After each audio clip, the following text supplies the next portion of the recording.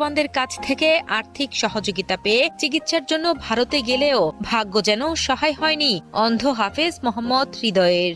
ভারতে চিকিৎসা শেষে জানতে পারেন কোনোদিনও আর দৃষ্টিশক্তি ফিরে পাবেন না তিনি। চোখের দৃষ্টি ফিরে পাবার আশায় ভারতে গিয়ে সব অর্থ শেষ করে এখন পরিবার নিয়ে তার জীবন চলছে চরম কষ্টে। তারপরও জীবন যুদ্ধে থেমে নেই অন্ধ হাফেজ হৃদয়। অন্ধত্বকে জয় করে গাইছেন গজল ও ইসলামিক সঙ্গীত। আমি একজন দৃষ্টি প্রতিবন্ধী এবং হাফেজ, এবং পাশাপাশি অনেকদিন যাবৎ ইসলামিক সঙ্গীতের চর্চা করে আসছি। কিছুদিন হলো বিয়ে করেছি, এখন অনেক অভাব অনটনের মধ্যে আছি। আমার বাবা একজন শ্রমিক মানুষ। ঠাকুরগাঁও সদর উপজেলার গোবিন্দনগর মুন্সিরহাট গ্রামের বাসিন্দা অন্ধ হাফেজ মোহাম্মদ হৃদয় ছোটবেলায় একটি দুর্ঘটনায় হারান তার দৃষ্টিশক্তি।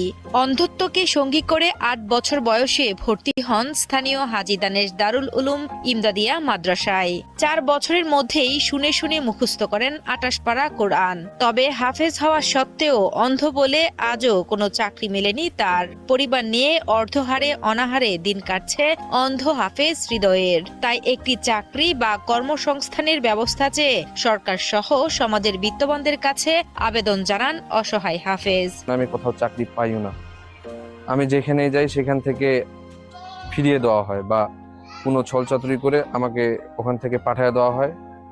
আমি যে বিষয় বুঝি না সেই বিষয়ে আমাকে বুঝায় পাঠিয়ে দেওয়া হয়। তো এইভাবে করেই চলছে। আমি চাই, আমি সরকারের কাছে আবেদন জানাই যে আমার যেন ইসলামিক সঙ্গীতের ক্যারিয়ারটা আপনারা করে দেন। এটা আপনাদের কাছে আমার আশা, এটা আপনাদের কাছে আমার চাওয়া। আমি যেন এই ইসলামিক সঙ্গীত করে এবং কোরআন শরীফ তেলাওয়াত করে যেন সংসার চালাইতে পারি এবং বাবা মা বউ নিয়ে চলতে পারি, যেন স্বাচ্ছন্দ্যে জীবনযাপন করতে পারি। আপনারা আমাকে চাকরি দিবেন একটা, আমি আশা করি। বিয়ে করার পর থেকে আমাদের খুব অভাব অটন। আমার শ্বশুর সংসার চালাতে পারতেছে না এতজনকার একসাথে। আপনারা যদি একটু না চাকরির ব্যবস্থা করে দিতেন তাহলে আমাদের সংসারটা ভালোভাবে চলতো। গত ৯ মাস আগে বিয়ে করেছেন অন্ধ হাফেজ হৃদয়। কোনো চাকরি বা ব্যবসা না থাকায় নিজের খরচ ও স্ত্রীর খরচের জন্য হাত পাততে হয় দিনমজুর বাবার কাছে।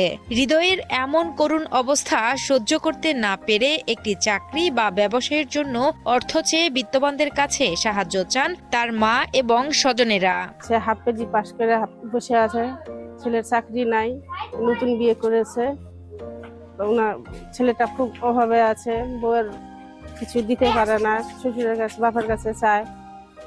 সবার কাছে আবেদন আমার ছেলের একটা চাকরি। তাদের পরিবারটি খুবই অসহায় একটা পরিবার, এবং সে যদি